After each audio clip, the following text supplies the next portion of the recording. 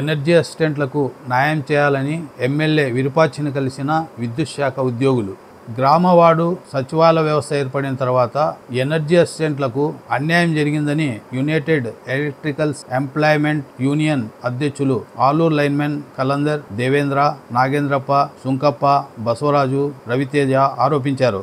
ఆదివారం చిప్పగిరిలో ఎమ్మెల్యేని కలిసిన వారు ఈ మేరకు వినతి పత్రం అందించారు. ఈ నెల 22వ తేదీన విజయవాడలో జరిగే అసెంబ్లీ సమావేశాల్లో తమ సమస్యను వివరించి న్యాయం జరిగే విధంగా కృషి చేయాలని ఎమ్మెల్యేను వారు కోరారు.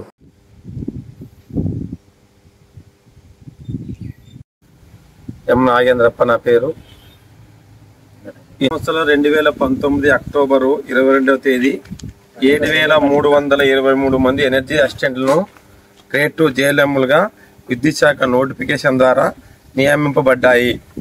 సంస్థల్లో ఆపరేషను, మెయింటెనెన్స్, ఓఎండ్ఎం రెగ్యులర్ ఉద్యోగులు నిర్వహించే అన్ని విధాలను మేము కూడా ఇస్తున్నాము. వినియోగదారులకు మెరుగైన సేవలు అందిస్తున్నాము. విధి నిర్వహణలో రాష్ట్ర వ్యాప్తంగా తోటి ఎనర్జీ అసిస్టెంట్లు 2270 మంది పైగా ప్రాణాలు కోల్పోయారు మరియు 150 మంది వరకు అంగవైకల్యం పాలయ్యారు. విద్యుత్ సంస్థలో 4.5 సంవత్సరాల నుండి విధి నిర్వహణలో చేస్తున్నప్పటికీ నేటి విద్యుత్ సంస్థ రెగ్యులర్ ఉద్యోగులుగా పరిగణించకుండా తీవ్ర జాప్యం చేస్తూ మమ్మల్ని అందరినీ ఆందోళనకు గురి చేస్తున్నారు.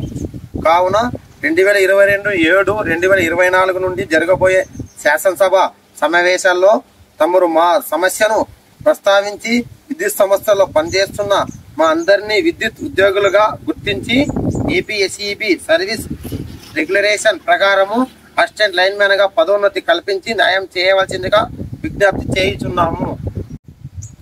జేఎల్ఎం గ్రేడ్గా నేను పనిచేస్తున్నాను. 2019 నుంచి మమ్మల్ని ఎన్నుకున్నారు. కానీ ఇప్పటి వరకు కరెంట్ డిపార్ట్మెంట్లో మేము పనిచేస్తున్నాము. తోటి లైన్మెన్లు ఏదైతే వర్క్ చేస్తున్నారో అదే వర్క్ మేము చేస్తున్నాము. కానీ వాళ్ళకి మాకి వ్యత్యాసం చాలా ఉంది. వాళ్ళకి ఇచ్చే జీతము మాకు ఇచ్చే జీతం చాలా డిఫరెన్స్ ఉంది. ఇంతవరకు పదోన్నతులు లేవు.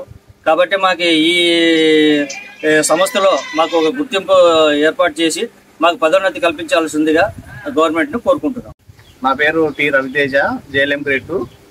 మేము 2019లో రిక్రూట్ అయినాము. దాదాపు 7000 మంది ఉన్నాము. మాకు ఏపీఎస్సీబీ రూల్స్ వర్తించాలా, కానీ కొత్త సర్వీస్ రూల్స్ ఇస్తామని చెప్తున్నారు. అవి ఇస్తే మేము మా సర్వీస్లో చాలా నష్టపోవాల్సి వస్తుంది.